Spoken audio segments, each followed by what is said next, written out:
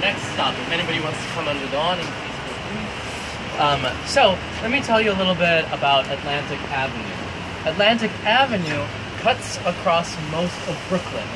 It's referred to as the Broadway of Brooklyn, or Swedish Broadway, because a lot of Dutch moved here into this neighborhood. It's still densely populated by Swedish people, by the Dutch. A lot of the architecture, in fact, the architecture that we're going to look at today was Dutch architecture. Atlantic Avenue also cuts across northern and southern Brooklyn.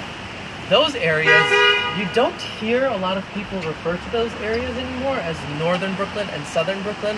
That's because up until the 1960s, everything north of Atlantic Avenue, where we are right now, and this is Brooklyn Heights, was just referred to as northern Brooklyn.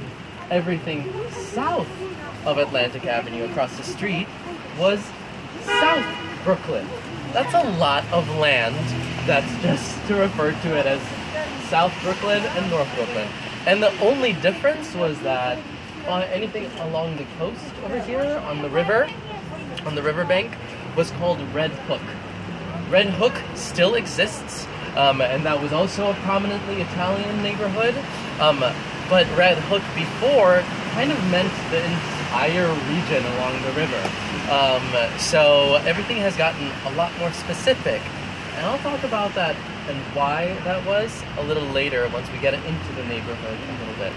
But Atlantic Avenue, why are we here? A lot of Christian Arabs moved into this area in the 30s and settled. And Damascus was one of the places that opened up in 1930. Damascus Bakery is famous because you might know a flat bread that is puffy, soft, and if you cut into it, it's hollow on the inside. Pita bread. Pita bread by Damascus Bakery is still a huge product all over the United States. If you grew up and you ate pita bread in the United States, you probably ate Damascus pita without even knowing about it. So what happened? That company was started by the son-in-law of the original founding father of this place. He just had big dreams, and over the years the company exploded, it's so popular. The family decides, we don't want to do this business anymore. You know, a little store on Atlantic Avenue, why do we want that? We have millions coming into our baking business. In come Gus and Tony, who still are working behind here. They decided to keep this place. They bought it out from the family and bought out all of the recipes that they had.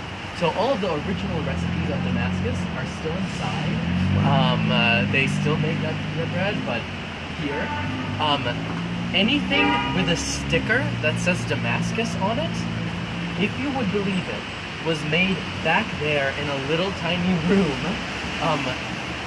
It's astounding to me how many things they're able to manufacture right here in this little location.